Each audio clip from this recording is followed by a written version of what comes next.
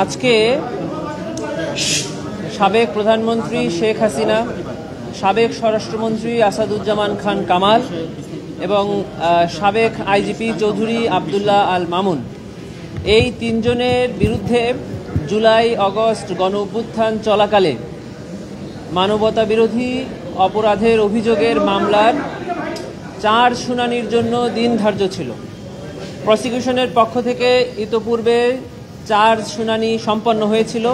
আজকে defence council's অর্থাৎ আসামি পক্ষের আইনজীবীর পক্ষ থেকে 4 শুনানির জন্য দিন ধার্য ছিল।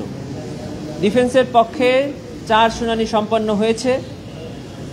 আসামি চৌধুরী আবদুল্লাহ আল মামুনকে আজকে ট্রাইব্যুনালে হাজির করা হয়েছিল। আগামী 10 জুলাই 2025 তারিখে অভিযোগ গঠনের শুনানির উপরে আদেশের জন্য দিন ধার্য করা হয়েছে। সেদিন অভিযোগ গঠন হবে কি হবে না এটি নির্ধারণ করবে ট্রাইব্যুনাল। এটি ছিল আজকে ট্রাইব্যুনাল। প্রসিকিউশনের পক্ষ থেকে জুলাই গণ অভ্যুত্থান চলাকালে এই 3 জনের বিরুদ্ধে 5টি সুনির্দিষ্ট অভিযোগ আনা হয়েছে। সেই 5টি সুনির্দিষ্ট অভিযোগ থেকে ওনারা অব্যাহতি চেয়েছেন এবং আমরা প্রসিকিউশনরা অভিযোগ গঠনের জন্য আবেদন করেছি। সেটির উপরেই আদেশ হবে আগামী 10 জুলাই 2025।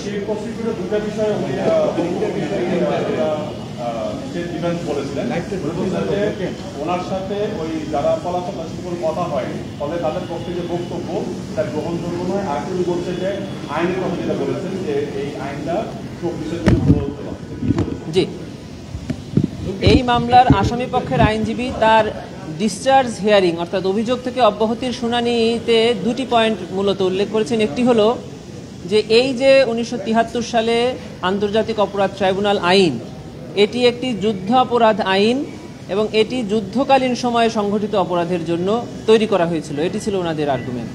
আমরা বলেছি এই আইনের সেকশন 3 সাবসেকশন 1 এখানে সুস্পষ্ট করে বলা আছে যে এই আইন প্রণয়নের আগে অথবা পরে যদি কোনো মানবতা বিরোধী অপরাধ সংঘটিত হয় এই বাংলাদেশের টেরিটরির মধ্যে, তাহলে এই ট্রাইব্যুনাল উক্ত অপরাধের বিচার করতে পারবেন। অতএব এটি যে যুদ্ধ অপরাধের আইন, এটি এই আইনের আগাগোড়ার কোথাও বলা নাই।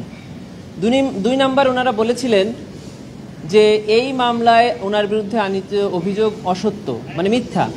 এক্ষেত্রে বিজ্ঞ চিফ প্রসিকিউটর ট্রাইব্যুনালকে জানিয়েছেন যে এটি সত্য কি মিথ্যা এটি নিরূপণের সময় চার্জ হিয়ারিং নয়। চার্জ হিয়ারিং হলো কোনো আইনগত সুস্পষ্ট ত্রুটি আছে কিনা। সত্য মিথ্যা নির্ধারণ হয় ট্রায়ালে। চার্জ ফ্রেম হলেই কেবল বিচার হবে কি হবে না সেটা নির্ধারণ করা হবে। অতএব উনি যে অভিযোগ এনেছেন, উনি যে কথা বলেছেন যে এটি অসত্য, সেটা নির্ধারণ হবে যদি চার্জ ফ্রেম হয়, তারপরে বিচারে গিয়ে। সেজন্য ওনার এই সাবমিশন গ্রহণযোগ্য নয়। এটি আমাদের পক্ষ থেকে Immigration to Canada. We provide the best quality service and solution for Canada immigration. Please visit our website and contact for details.